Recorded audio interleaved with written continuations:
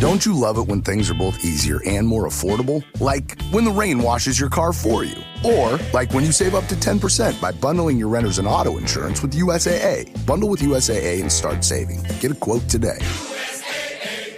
So good, so good, so good. Great gifts for mom? We've got them. And they're up to 60% off at Nordstrom Rack stores now. You know they have Marc Jacobs? Gotta show mom some love. That is so good. Snag amazing deals on Mother's Day gifts from Barefoot Dreams, Kate Spade New York, and more. Great brands, great prices. That's why you rack. Last week was our first playoff game, and my plaque psoriasis was so itchy under all my gear. Sometimes just thinking about scratching could take me out of the moment. And then my doctor told me I could get clearer skin with a pill called Otezla. Otezla apremilast is a prescription medicine used to treat adult patients with plaque psoriasis for whom phototherapy or systemic therapy is appropriate. Otezla can help you get clearer skin after just 4 months. Okay, ready for the next game. Talking to my doctor about a pill was a total game changer. Don't use Otezla if you're allergic to it. Get medical help right away if you have trouble breathing or swallowing, swelling of the face, lips, tongue, throat, or arms. Severe diarrhea, nausea or vomiting, depression, suicidal thoughts, or weight loss can happen. Tell your doctor if any of these occur and if you have a history of depression or suicidal thoughts. Live in the moment. Ask your doctor about Otezla. Call 1-844-4-OTEZLA or visit Otezla.com for prescribing info about cost, and more. Acura's all-new ADX, a compact SUV that isn't just built for one thing. It's precision crafted for everything. To escape the grind with available all-wheel drive. To go with your flow with available Google built-in. Hey Google, turn it up. Okay, turning up the volume. And crafted to be heard with an available Bang & Olufsen premium sound system. The all-new Acura ADX, crafted to match your energy. Acura, precision crafted performance. Take your vibes and go, go, go, go. Google is a trademark of Google LLC. And welcome back again to the Skating Penguin Network, everyone. It is Robbie here, joined by Snail again. Snail dealing with some spotty internet coverage tonight, so hopefully it holds out better than the Penguins' defense did this year. That is for sure. So hopefully it holds tough. But before we jump in, this episode just going to be, I mean, we're in the playoffs now, guys. Game 82 for the Penguins is done. We had that episode out on Friday. You can go ahead and listen to it, us kind of rambling on the Penguins and their season. But now we turn our focus to the Stanley Cup playoffs, which obviously the Penguins will not be a part of. But before we jump into these first round games and talk some playoff action, I'm going to toss it over to Snail, which I believe Snail had some news he wants to talk about before we get into the hockey tonight. You're muted. There we go. It arrived. The package arrived. The package arrived. I had a pretty wimpy email a couple of days ago that pretty much just said, hey, sorry for the leg. I think this was his third excuse. He said, yeah, we're getting ready for a big painting project. So sorry for the leg. I'll make sure it's shipped out tomorrow. Heard that one before. Also, I am a painter by trade. Yeah. So I wasn't going to poke and prod about, my knowledge around like why on God's green earth would that keep you from shipping my package for almost a calendar month. Yeah. But UPS updated, sure enough, the next day, actually that night it updated. It said that they had received the package. And then, just a quick trip up I-5 from LA to Seattle, and today I popped open the package and lo and behold, on Good Friday I was gifted my 2 boards that I paid $100 and some odd for, and I'm not going to even send a thank you. Hey, thanks for getting that all straightened out. I'm just going to go radio silent on that, and we'll move on. I'm going to move on with my life. He gets to move on with his. But yeah, I already seen people that got theirs. They're already, what do you call it when you buy things and then you just resell them immediately? Is there like a term for that? Scalping, whatever. Yeah. I already see people got these up on eBay and stuff for almost triple the price that I bought the 2 for. So glad I got mine. This is going to go up in the wall on my wall. It'll probably actually be on display. Robbie, I don't know if I've made this clear either. I've been moving around the last couple of months now, just kind of in different locations recording. by the end of, well, not the end of next week, because I think the weekend is by the, not next weekend, but that following, maybe like Monday or Tuesday, I will be located in my new permanent residence. So Okay. just in time for the off season, I'll have I'll be locked in. I'll have my actual microphone hooked up. I'll have my desktop computer all hooked up, and I'll also be getting internet that I'm not sharing with four other people. So yeah, some big news coming out of my neck of the woods. And next year, yeah, I'll have a whole new background. I'll have my own office. It'll be awesome to conduct business out of, and as well as record this podcast. So that's the news that I got for you. Yeah, hoping that this internet doesn't go out on me while we record. If it does, just don't mind any skips or blanks or if I don't respond. But dude, playoff hockey starts tomorrow. It does. When you guys are listening to this, you will be it'll be the morning of, there'll be games played that afternoon. So looking forward to that, because I think we're in for a gong show. I think it's going to be. There doesn't seem to be, like, looking just at the paths that these teams are taking, and not just necessarily the first round matchups. There doesn't seem to be a team that sticks out as a clear favorite. Like, you definitely have teams that I would say are more likely to win the cup than others, but I don't see a true, like, this team is clearly just slightly better. Like, everybody feels like they have a shot. Yeah, it's going to be chaos. It always is. The Stanley Cup playoffs, I can't remember them ever just straight up disappointing. But no, it's the first series opens on Saturday evening, the 19th. I believe it's a 6:00 Eastern time face-off. I believe that is St. Louis and Winnipeg that's getting us underway. So yeah, it's going to be a very exciting playoffs, I think, because it feels like any team can kind of make a claim that they have a shot, and that just shows the parity of the NHL, and I think everybody's excited for it. Oh, no doubt. So I'm not like a college sports watching guy, but is this, I've heard it compared to this before, and I guess I'd ask you if it's accurate. Is this like comparable to March Madness, the first round of the NHL playoffs? Yeah, because it's you have your higher seeds versus your lower seeds. Obviously, it's in March Madness, it's one and done, and like you don't get series. But I mean, anybody can spring an upset. Like, all you need is, in the NHL, is a hot goalie. Yeah, yeah. I mean, if let's say Linus Ullmark gets a little hot and Ottawa knocks off Toronto, Schadenfreude aside, of how hilarious that would be. That's just kind of the perfect example. What if Simon Montembeault goes out and just turns into 2010 Jaro Halak and completely stymies the Capitals? It just, anything can really happen here in this first round. It doesn't feel like there's the only series that we'll talk about it more here in a little bit. The only series that I kind of look at and say, I just don't think this is going to be a great series, because I think it's on paper, it's very lopsided, is the Carolina Jersey series. That's the only one that really sticks out to me. And that's just because Jersey is banged up and missing some major pieces. It's not, if Jersey was fully healthy, I think that series would be right there with them as well. So I think all of these series provide intrigue.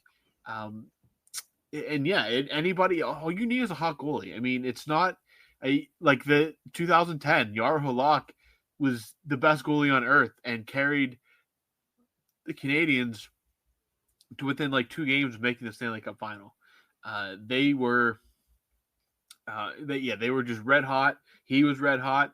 And again, a little momentum, a little get that ball rolling a little bit, and it can get very exciting very quickly. And I know you were excited. I'm excited. It's finally time. We suffered through 82 games of Penguins hockey. We deserve this at the very least. So I'm very, very hyped for this first round, because I think it's going to be a lot of really good, a lot of really exciting hockey. Yeah, like you said, I think it's like the parity is so good in this league right now. And like the other thing is, like, say what you will about Gary Bettman, but like this is his playoff format working for us right now. Like it's not disappointing. So I love the rivalries. I can't believe Edmonton and the Kings are meeting again. And I think this year I don't know who the favorite is. I don't know what the sports betting sites say, but there's that one. I mean, everyone seems to have a chance. I'm gonna go outside of New Jersey just because, like, Robbie, I guess, like, being in Pittsburgh in those years, like some of those years where like Sidney Crosby was not with the Penguins because of the concussions. When he wasn't, I mean, but they had Malkin, who is a number one center. Like, you know what I mean? Yeah. But Yeah. so, like, you almost couldn't really count the Penguins out because they had Malkin, they had Flower, they had Letang. They always had pretty good depth insulating their teams. Even them, you couldn't really sneeze at it because, I mean, Malkin had won a Conn Smythe. Like, you know what I mean? Like, he can carry a team if he needs to. But so for me, it's kind of like New Jersey, just sadly without a healthy Dougie Hamilton. I don't know how healthy he is. He missed a lot of games, and Jack Hughes is their game breaker. Without him, you know, that they're the only one that does their depth really have enough to get through.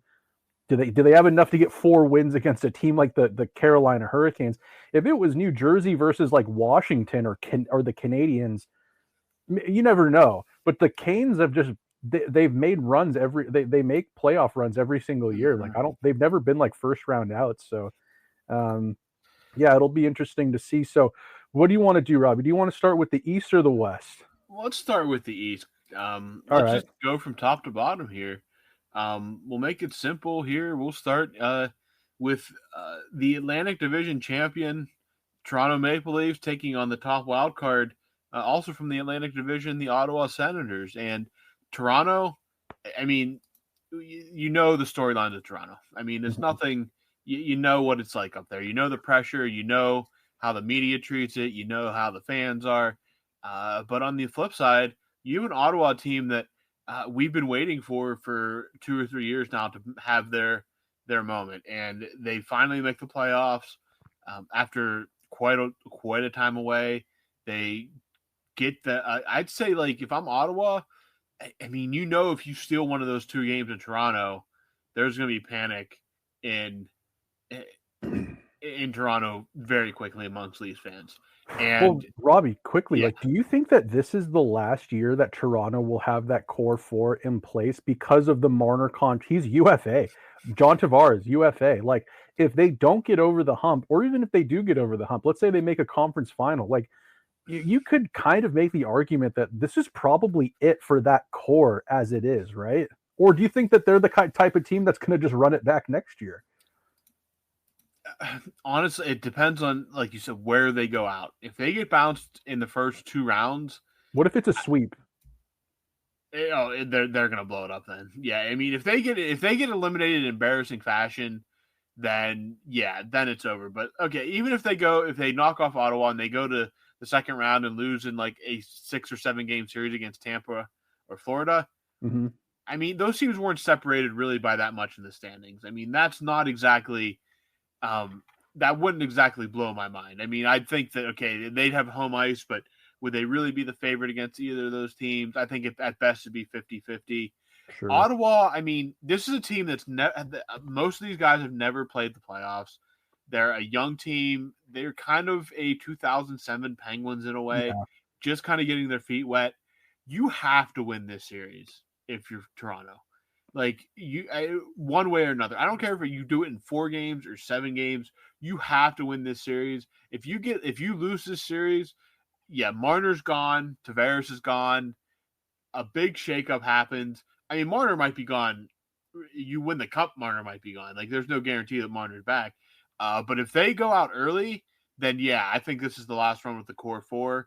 If they make a deep run to, like, say, the Eastern Conference Finals, and let's say Marner goes out and balls out, then, I mean, are you going to be able to sign him, or is somebody else going to swoop in and pay him mega dollars? I think that one of those guys, either Tavares or Marner, is gone either way.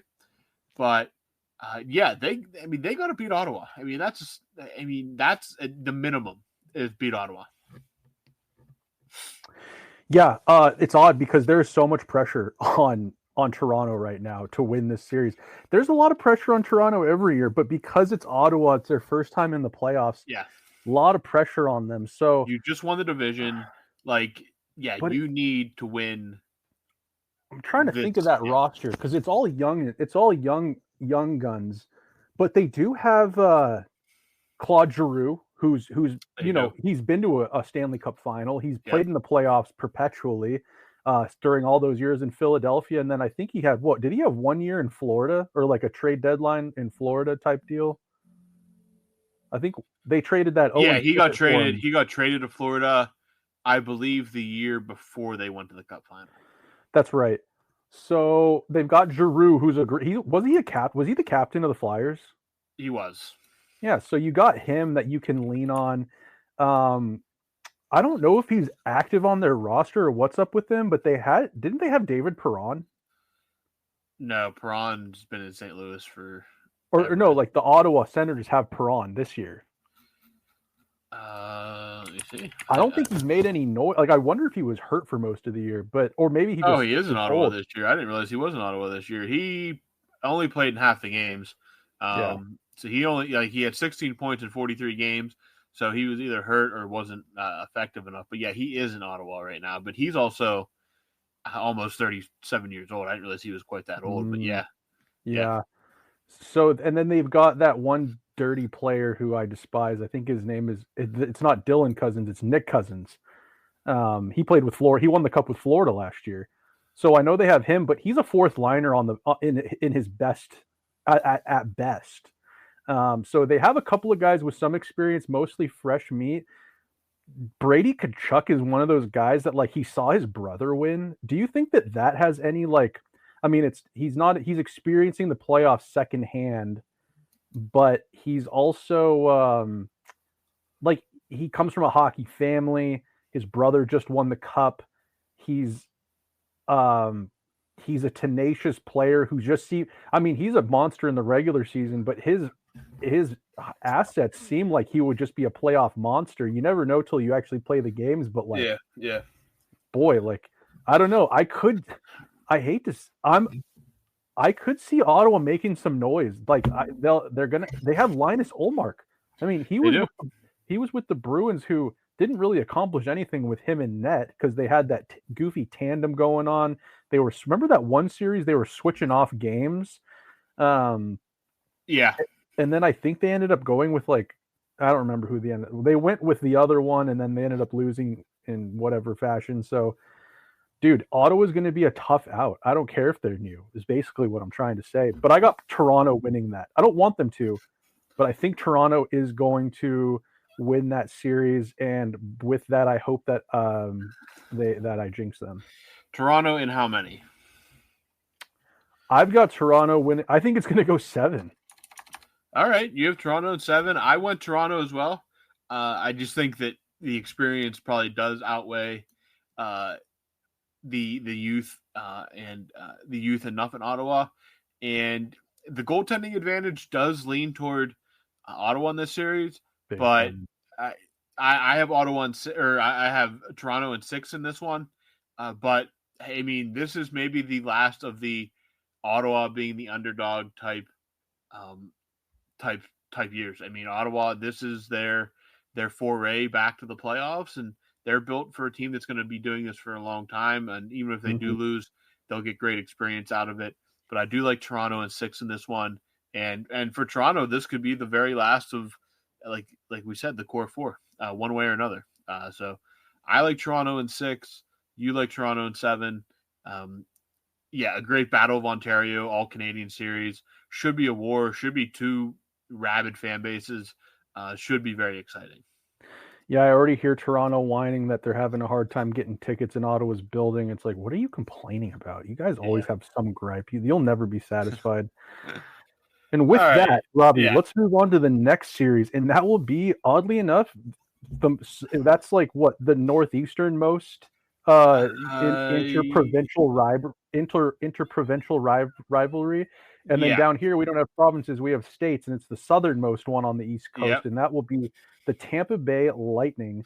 And they, I believe, were the division, the second in their division, correct? And then you got Florida, who I think it was a race right down to the end there. I'm assuming I think they're third. Yes, they are third in the Atlantic. Yep. So for this one, dude, I don't know why everyone thinks that this is going to be such a dogfight.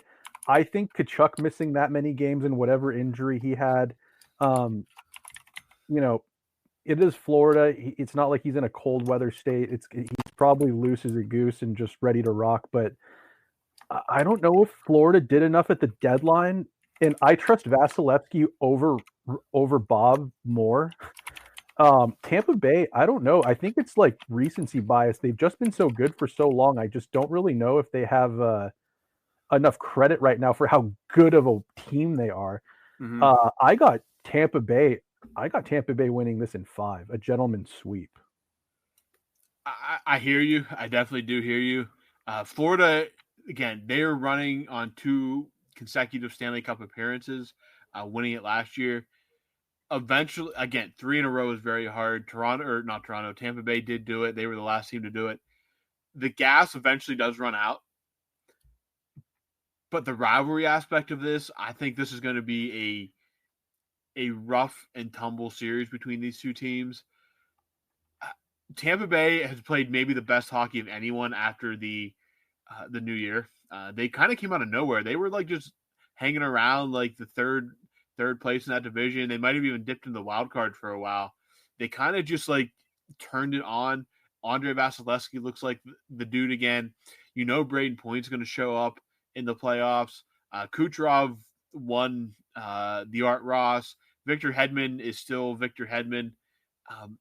But I have this one. I do have Tampa going, but I do have them going on with a 7-game victory over Florida. I think Florida does enough to force us to a Game 7. I just think Florida's not going to die without a fight, and I think that they have too much pride. I know they're injured. Could very well eat crow on this one, but I'm going Tampa Bay winning the series like you, but I am going in 7 rather than 5. 7? Yeah. Oh boy. Oh man. Yeah, I mean the playoffs are north-south, a little bit less of the east-west. Like Kucherov really likes to sling the puck right across the cross seam passes. You got to think that that's going to be buttoned up. Paul Maurice is going to have that buttoned up. So I guess I could see that as well. But yeah, like you said, I just think the gas is going to run out. This team is banged up. They're going to need a hell of a lot out of Seth Jones and Aaron Ekblad, known juicer. So you got them in 7. I got them in a gentleman's sweep. So ultimately, we do have Tampa and Toronto meeting in the second round. Yes. Okay. All right. Staying in the East here, we're now switching over to kind of the more Metro flavored here. The Metro champions in Eastern Conference regular season top point getter, the Washington Capitals, they were in the playoffs last year, but this year they jumped all the way from the last wild card to the top seed in the entire East. They get second wild card and a surprising playoff entrant, I think we could say, the Montreal Canadiens. A younger team than even Ottawa, but when we say young, we don't necessarily mean bad or anything like that. This is a team that flies. Cole Caulfield, Suzuki, Ivan Demidov now, Simon Monteblot in goal. Looking at this on paper, this should be a Capitals victory, and I will say, I'll spoil it here. I am going with the Capitals. But Montreal plays a game that if the Capitals aren't ready, Montreal's going to cause issues for the Capitals at points in the series. Oh, I don't think it's going to be a cakewalk for the Capitals. I mean, the Capitals haven't been playing great hockey. It's a bad time for them to go on the opposite of a heater, on a freezer. So yeah. I don't know. I got the Caps winning in 6, though. I think the Habs are going to scare the Caps fans. That's what I think is going to happen. I think that like Sam Montembeault or that Dobish fella in net, I think one of them is gonna scare the Caps a bit, and I just think that it's going to be good experience for the Habs, and I think that the Habs are becoming built for a long run of success in the postseason. I think that their rebuild is sort of over, and they're entering, they're going to re-enter this era where it's going to be a destination again for players to go. So I think that, all the flowers to Montreal, but I do believe in this series that the Habs are going to give them a scare. They're going to give them some hope that it's going to get to Game 7 where it's a coin flip. But I think that the veterans on the Caps and that coach Spencer Carberry, they're gonna rein it in, and it's going to be the Caps in 6 games. What about you, Robbie? Yeah, I have the Caps in 6 as well here. Okay. I just think that, again, I think Montreal, it's going to be very hard for Washington to win in the Bell Center. So it's mightily important that Washington holds serve at home. I just think that if you're looking up and down the rosters, if you're comparing the two, Washington's depth is just going to eventually grind Montreal down. I do have Montreal taking 2 in this series, but the Capitals get it in 6. But again, like Ottawa, I think this is just the start for Montreal's ascent. And they're a very fun team. And I've said it in the past couple of weeks on our podcast that hockey, the playoffs especially, is better when Montreal is good and in it. And even though I don't have them advancing on, I like what I see out of Montreal. I just think that building being wired is good for hockey, and it's fun to watch as a fan, even on TV. Obviously, they do a lot to influence the refs, and that can get annoying from an opposition. But the Capitals, they're an experienced team. They're veteran-laden. So I have them being able to just grind Montreal down and use that experience to prevail. I have the Capitals in 6. There we go. We see eye to eye on this one. Yes, we do. All right, Robbie. The final series here in the East, we've got Carolina and New Jersey, like we had mentioned before. And, I guess the only surprise here will be how many games we got Jersey losing in. Yeah, no offense to if anybody is a Jersey fan that's listening to this for some reason. They're just too beat up. It's that's what it is. If they were healthy, if Jack Hughes was playing, we're talking a much different series. Carolina, it's kind of like Toronto with less pressure. You got to do it at some point. You got to do it at some point. And they traded for Mikko Rantanen. It didn't work out. They get back I want to say a better player, but a better player for the system they run. Yeah, the fit is tremendous. And Logan Stankoven, he came over and was immediately energized that lineup. But in this matchup, I like the Hurricanes in 4 or 5. Sorry, I'm going to gentleman sweep. Jersey still is 1 in Newark, but Carolina, just up and down the roster, they're too good. Who's the goalie out there in Markstrom? Yeah, Markstrom. He was hurt. He's been up and down. Carolina in 5. Just too much. Just too much firepower for a battered Devils team to keep up with. If Freddie Anderson puts his gear on, I got the Canes in 5 as well. I'm piggybacking you on that one. I see Jersey. They do have firepower, and Sheldon Keefe, antics aside, he is a good coach. I do see them. They've got some players I do like there that can play a good playoff style. I think that Stefan Nason, former Pittsburgh Penguin, I think he's a great playoff player. He's kind of a middle 6, bottom 6 grinder, but in the playoffs he plays up on the first line. He did that in Carolina. Actually, he's a very effective around the net. They have Dawson Mercer. I mean, I've always liked that guy's game. I always wish that the Penguins could maybe try to pry him out of Jersey. I think that they've got some interesting D. I think that they can't move the puck as well as the Canes, but they do have some decent D. I know top 50, as they call him, Dougie Hamilton. He's back, and he can certainly shoot the puck on the power play and move the puck. So I will give Jersey at least 1 game in this. So that's why I'm giving them 5. Yeah, I'm fine. I have to go with that too. I mean, a sweep in the NHL, they're more rare and rare all the time. The more parity there is, so I'm going with 5. Sticking with the like you said, the gentleman's sweep there. But yeah, Carolina. So to recap, I believe Snail and I both picked Toronto. We both picked Tampa Bay. We both picked the Capitals. We both picked Carolina. But that is we varied maybe slightly different on some of the series lengths, but all in all, we do agree on who wins these first round matchups. So let's jump over to the Western Conference here.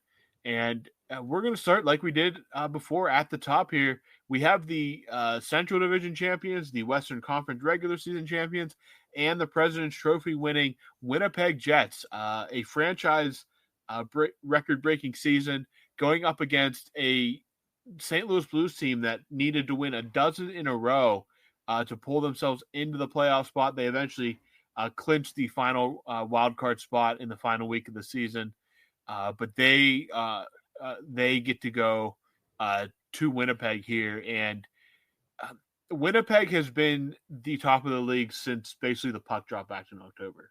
They started off the season on an unreal streak. Were well ahead of everybody for the longest time. They went toe-to-toe with the Capitals for that President's Trophy near the end of the season, eventually pulling away. But Winnipeg, this is the first time they've ever won this division since they moved back to Manitoba. They always kind of played second fiddle to a Colorado or a Dallas, even St. Louis there for a while, Chicago as well. But now they are the cream of the crop, and they have the best goal in hockey, backstopping them. And this is one in my mind, if it's ever going to happen, it's going to happen this year. If it doesn't, it might never happen for Winnipeg. But this is a very good hockey team in Winnipeg going up against a good hockey team in St. Louis. But I think on paper, they don't match up quite to the level of what we're going to see from the Jets. Dude, this is the one series that I flip-flop on constantly looking at this. Like I really am not confident in either team. Winnipeg, like you said, it's time to pull through here. They made the conference final, I believe, in 2018, and since then their playoff history is not good. Oddly enough, this is Hellebuck versus Binnington, and we saw that just a couple months ago, and we know how that ended. You know, Robbie, I actually don't know who I'm going to pick, so I'm coming up with this is not premeditated. I'm coming up with my pick on the spot right now. I think St. Louis is going to take this. I think St. Louis is going to win in... Look around. You can find cars like these on AutoTrader, like that car riding your tail. Or if you're tailgating right now, all those cars doubling as kitchens and living rooms are on AutoTrader too. Are you working out and listening to this ad at the same time? Well, multitasking pro, cars like the ones in the gym parking lot are for sale on AutoTrader. New cars, used cars, electric cars, maybe even flying cars. Okay, no flying cars, but as soon as they get invented, they'll be on AutoTrader. Just you wait. AutoTrader. I think it's going to go 7. I think Binnington could steal this series. Binnington has been so derided for pretty much the entire time since basically since they won the cup. Like, he has not been viewed as the same goaltender since then. And he's going up against, again, this is kind of we kind of saw it in the Four Nations. These two goalies went head to head, and Binnington stole the show in that final, and now he gets a chance to do it in the playoffs. My only problem with it is Binnington doesn't have the Canadian team in front of him as he will here in St. Louis. I got the Winnipeg Jets, and I have this in a 6-game series. Oh, I thought you were about to say a clean sweep. No. No, St. Louis was playing way too good at the end of the season. I know they did lose a couple there, but they were playing way too good at the end of the season to get swept in this. I will take the Jets in 6 in this series. Again, I just think if it's going to happen for the Jets, it has to happen this year. A a loss at any point would be disappointing. Going out in the first round as the President's Trophy winners would be debilitating to this franchise. And I like Hellebuck to be better than Binnington. So I'm going Jets in 6 over St. Louis. You were going St. Louis over the Jets in 7. This is our first divergence here. So, yep. We'll it's like I want to go with Winnipeg because, like, you know, from the outside, it's like I'd like them to push through. I want Hellebuck to get his flowers in the playoffs. But you know, one of my gripes with Winnipeg too is, like, you know, Scheifele, he's a number 1 center in theory. I just don't know if he's playoff run. I feel like they could use like I like their third line. Like, I like their third line a lot. And Nikolai Ehlers, I think, is week to week. As of right now, I believe he is, yes. And that is not good. They need a healthy roster. Neil Pionk quarterbacking the defense there is kind of, they've got Josh Morrissey actually, and then they've got Neil Pionk. That's a pretty good, that they got a good decor, but like St. Louis, their defense, they've been playing so good.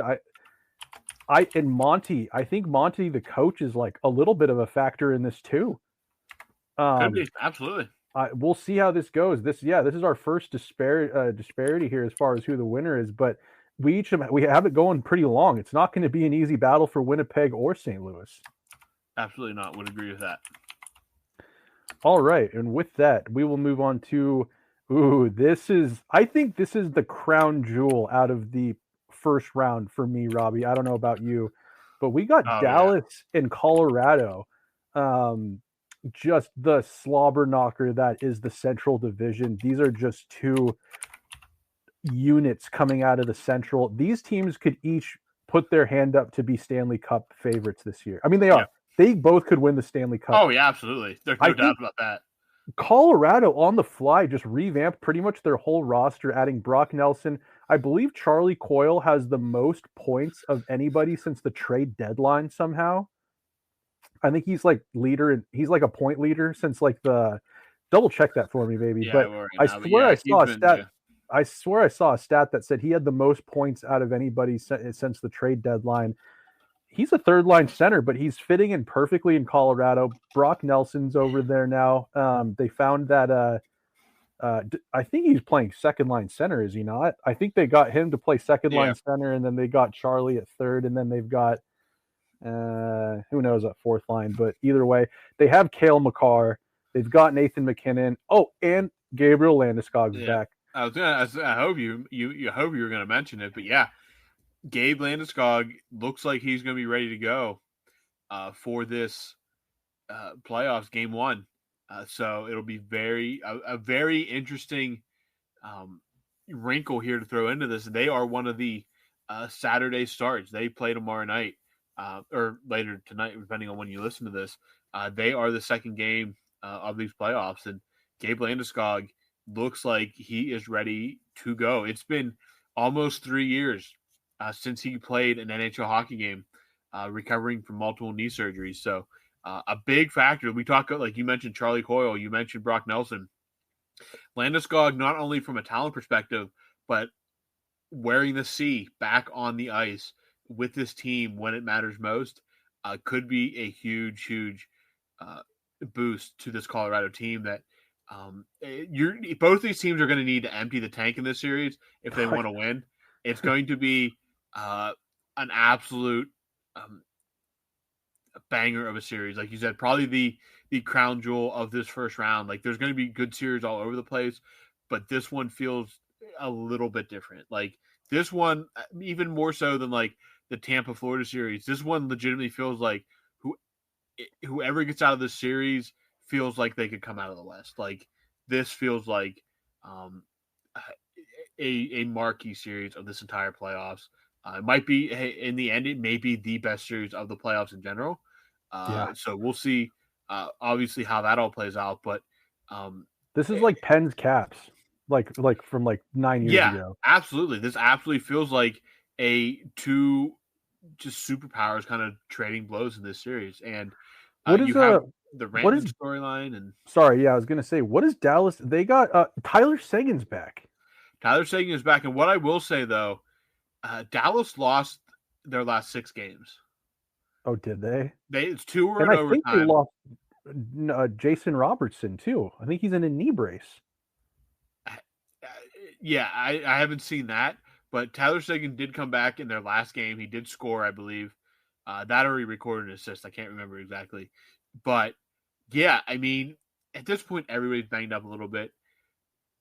Colorado, I mean, this is going to be a marquee series. I'm having a very hard time putting a pick in for this one, but I think it's going to be a banger.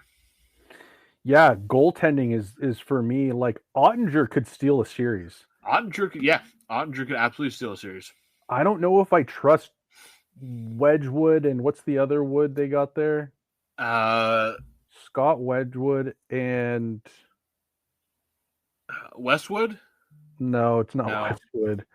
Let me see if I can Scott Wedgwood and God, what is his name, dude? Anyways, they got 2 goaltenders that are new that they came in like a couple months into the season. Blackwood. Mackenzie Blackwood. Yep. I just feel like without Miro Heiskanen, the D-core it's a huge hit to their D-core. I mean, you've got Cale Makar and not Jonathan Taves. Devon Taves. And you got Manson. They've got Eric Johnson back for vibes.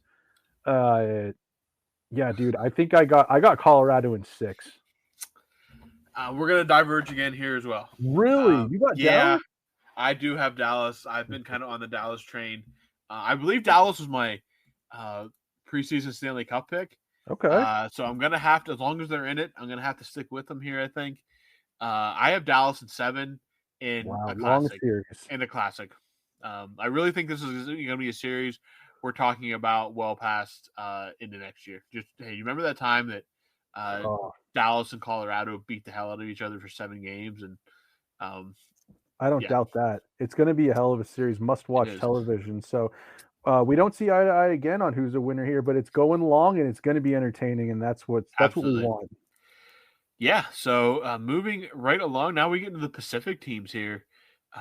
We have the Pacific Division champion and 2023 Stanley Cup champion, Vegas Golden Knights, back on their perch after a falling down to a wild card last year.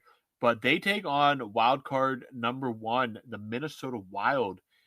Minnesota, a team we've talked about teams being debilitated by injuries. They were near the top of the league until getting decimated. They lost Joel Eriksson Ek. They lost Kirill Kaprizov, 2 of their most potent scorers for large chunks of this season. They fell to a wild card spot. They had a little nail biting toward the end, but they did qualify. Jonas Gustafsson in goal, Marc-Andre Fleury, the storyline there. But Vegas has kind of been quiet. Like, you have not heard much about the Vegas Golden Knights this season, it feels like. I think Vegas has officially entered that, like, prime Penguins mode of just talk to us in the spring. We really don't care. Just get us there and we'll be fine. So that's kind of where Vegas is. Minnesota, though, is now healthy. And I look at this and I clearly think I like Vegas in this series, but a healthy Minnesota team could throw a wrench into a lot of people's brackets with how this series could play out. Minnesota was the best team in the NHL for like the first couple months of the season. Yeah. I know it's the first couple months of the season. Injuries decimated them, and they've looked awesome since everyone's been healthy again. I think that they have the edge in goaltending. I think they have the edge. This might come as a shock to you. I think they have the edge in their D-core as well. I think Brock Faber's a complete stud. He's Drew Doughty. He's gonna be like a Doughty type defenseman for a really long time. Jonas Brodin is super underrated. I think he's a great defensive defenseman. Their captain, Jared Spurgeon, is a great right shot D-man who's a number 1 D-man on just about any team in the league unless you got Cale Makar. And their forward core is sneaky tough. Vegas is a big team. Like, they're all massive people and they have guys that can play on that edge, but they've kind of lost some of their toughness. You've got Yakov Trenin who can put the puck in the net, and he's a beast. Fliggy, you've got the younger Foligno brother there, Marcus. That guy can he has a little bit of a scoring touch, but that guy, he's a great third liner, great player to have out there, and you better keep your head up when you've got him out there. That's his line can really grind you down. They have an absolute rat in Hartman. He's going to be out there, Matt cooking it up for you Penguins fans. And then you've got Matt Boldy, he's a star in the league. Kirill Kaprizov was on pace to be the Hart Trophy winner this year before he got hurt. He's Kucherov-esque, but he's kind of like Kucherov. And then Joel Eriksson-Ek might be the most underrated two-way center in the league. So I think him and Jack Eichel match up pretty well. I think it's going to be they're going to match up really well. Their power plays are both potent. Penalty kills are both good. They both are coached really well. But I got Minnesota winning this in 7. This is one series that I definitely debated going back and forth on. I didn't like. I love what Minnesota does when they're healthy, and Vegas is just they're consistent. They're good. You expect them to be there. They're well coached. They have loads of experience now with winning the cup and the way they retain guys. You kind of forget like some of these names pop up, like Thomas Hertl plays out there now, like just guys you just forget like that. But for me, maybe it's a Fleury staying close to my heart. I love this Minnesota team and how they play. And again, they're a team that when they were healthy this year, they were one of the best teams in hockey. Mm-hmm. Give me Snail. I'm going to stand there with you. Minnesota in 7. Mini in 7. I like that. Screw Vegas. We got Minnesota. Kind of they got Billy G there as the general manager. I think they have also former Penguin Freddie Gaudreau. They do. I really like that guy a lot. They got Marc-Andre Fleury there. I like this. I just flat out I like the Minnesota team, man. And Minnesota is another one of those teams, not to the extent of Montreal, and I'll never even try to go there. But like, dude, Minnesota, the state of hockey, like the league and the playoffs are better when Minnesota is involved. So let's go Minnesota. Yeah, I'm buying that. I buy that as well. Absolutely. I'm standing right there with you on this one. I just think that I like it. I like that Minnesota hockey team. Flat out, just like the team. Let's go. All right, the last series here we got. Part 4 is the LA Kings and the Edmonton Oilers. The LA Kings slotted just a position higher there than Edmonton. The Kings can't lose at home. I think they've lost like 6 or 7 games all year at home. The Edmonton Oilers have had an up and down season, and they're just riddled with injuries. I call them out for their big horse on the back end. Their big do-it-all D-man. He is out. The LA Kings, I think that they're clicking and they're healthy. Like Robbie, this is the first year I think that the Kings should be favored. If they're not, you never know what the sports books have them at. But what do you see in this series? Like what are you seeing out of Edmonton? What are you seeing out of LA? And ultimately, where's your choice with this series? I've been riding LA the last couple weeks. They do not lose at home. At some point, they have to knock. Like they're like this is like the monkey on their back right now is Edmonton. Yeah, they have to slay the dragon. Kings in 6. Kings in 6. I like it. They just do not lose hockey games at home, and I just think they're a better team. Like they're not as injured. I do not trust Stuart Skinner. That Vegas team, or that not the Vegas team, the Edmonton team is not as deep as they have been. You never know what you're going to get from that back end of Edmonton, and LA is just they're built for the playoffs right now. And when they get a lead, they do not surrender much. So I like the Kings in 6 to finally get this monkey off their back and get into the next round. Robbie, this is the only sweep I have at right now, and Whoa. I got the Kings sweeping Edmonton. I think Stuart Skinner. I just don't think he's it. I just don't know if he's the guy for them. I think that Edmonton really shot themselves in the foot when they gave up on that Dylan Holloway and Broberg, and they went for Jeff Skinner and Victor Arvidsson. They pretty much swapped Fogle for Arvidsson. Fogle is a great player, and he's doing great things for the Kings, doing what he did for Edmonton. And then Arvidsson, he's always injured, dude. Like those are like big middle 6 minutes that they need from these guys. Yeah. And they're just not lugging the mail. I think Connor McDavid is going to do his best to will this team into a long series. I think Draisaitl, he's hurt. I think it seems that Draisaitl's either a monster in the playoffs or he's just constantly laboring because he puts his body through so much abuse. He plays the game so hard. If he's not 100% and he's not able to do what he does best, and that's snipe from the goal line and just be an elite passer, I think they're cooked. I think Ryan Nugent-Hopkins is going to really have to step up quite a bit. And I think for like a couple of games, Ryan Nugent-Hopkins can punch above his weight and be a second line center or even like a scoring winger. But I just don't think it's going to last too long for him. And losing Ekholm, dude, like, I mean, Bouchard is nothing without Ekholm. Bouchard is like I'd take Justin Schultz over Bouchard without Ekholm. And then you've got Brant Clark, who's a young, great. He could be a number one D-man one day. You've got Drew Doughty. You've got a guy like, Anze Kopitar is having a great season. You don't think that he's going to be able to do his best in shutting down whoever he's facing up against? Philip Deneau is a shutdown centerman. He is a defensive D-man, one of the best in the business. Quentin Byfield, he's arrived, and he's good, and he's doing amazing things. Kings simply have the juice, and I think that Darcy Kemper also, we talk about goaltending. Skinner's not it. Darcy Kemper, that trade Kemper for Dubois has worked out for both teams, and I think Darcy Kemper's won a Stanley Cup doing what he's doing right now, and I think that the Kings are a force to be reckoned with, and I think that they're going to take no guff from Edmonton. It's a sweep for me.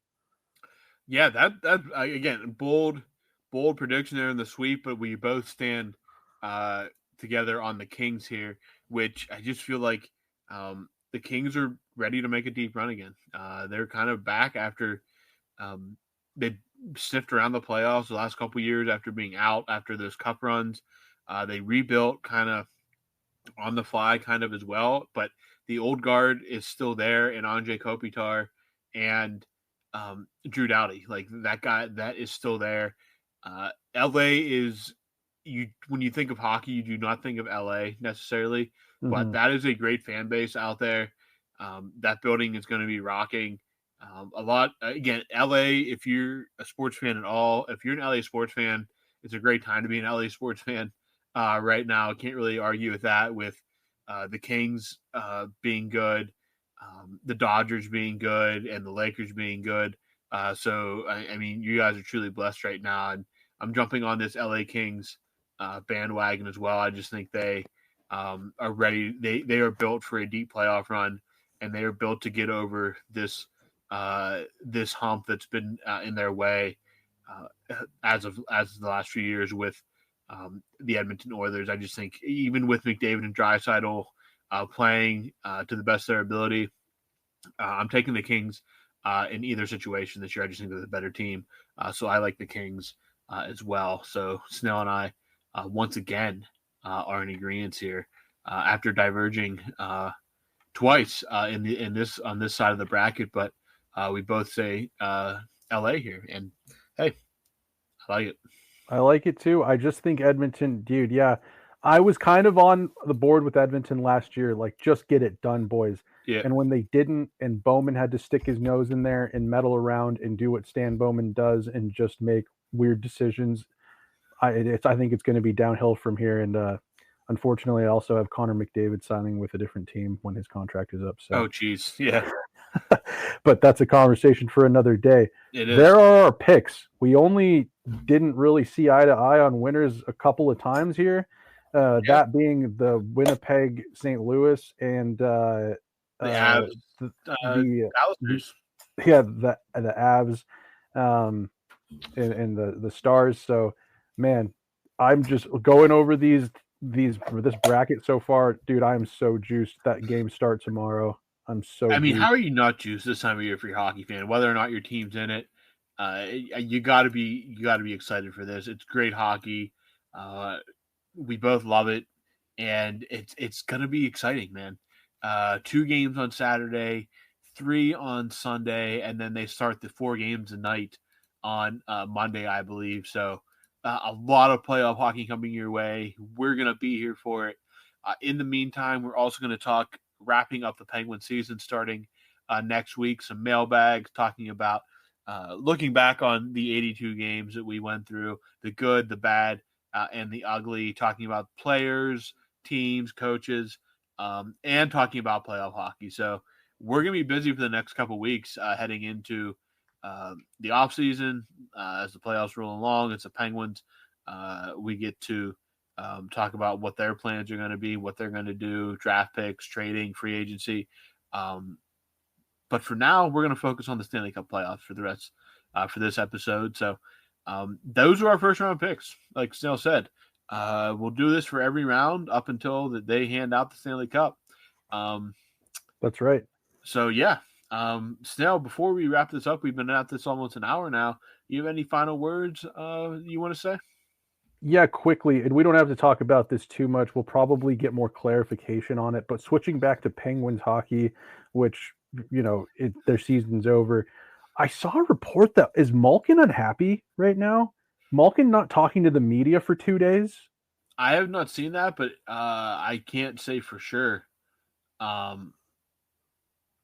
yeah, maybe. I believe. I don't know if you follow them on Instagram or not. They are Puck Empire. They're a pretty good outfit that posts updates and whatnot. They posted something here that it was beat reporter Dan Kingerski says that you can only assume Malkin will return for his final season next season and that it's his last. Evgeny Malkin refused to talk to the media for 2 consecutive days following the Pens' final game of the season. Is there trouble in Pittsburgh? Honestly, I didn't hear anything come out of locker room cleanup today. So it mostly was just Crosby saying that, we need to figure out a way to get back to the playoffs, that kind of. I think he said he thought that they were a better team than what their record said, that kind of stuff. Yeah, nothing too crazy. Nothing, I guess, earth-shattering from Crosby or really anybody in that locker room. So, is it just Malkin pissed that he's missing the playoffs again? Like, it couldn't just be a proud athlete being like, dude, what do you want me to talk about? It's a bummer season. I think Malkin played some really great hockey this season too. Like, I'd like to think that there's no drama coming out of Malkin's camp right now of him being, you just hope it's not some rift between the coach or some players in the locker room. You just hope that it's a proud athlete who's out of the playoffs for a 3rd season. And Malkin is a player that I believe has never missed the playoffs until these last few years, right? Like when he came to the Penguins, that was the year they made the playoffs, right? Yeah. Sid's missed the playoffs more than Malkin has. Yeah, the first time that this generated after that long playoff streak was the first time that Malkin ever missed the playoffs in Pittsburgh. Crosby missed his first year, and then Gino came. So technically, yes, Crosby has one more missed playoff season than Evgeny Malkin. He'll always have that on him. Yeah. But anyways, that's all I really got. We'll monitor that situation. But Robbie, we can wrap up this pod. I got nothing left. Those are our picks. And we are just so excited for playoff hockey, man. I cannot wait. Yeah, it's here. By the time you listen to this, we'll just be a few short hours away from the puck dropping on the 2025 Stanley Cup playoffs. So make sure you stick with us. We'll be talking about it all the way to the end, along with our Penguins season recaps and talking about how that all played out as well. So sure. For tonight, that will do it. Our playoff picks are all in this episode. So for Snail, I'm Robbie. We'll talk to you guys next week with some content across the hockey world.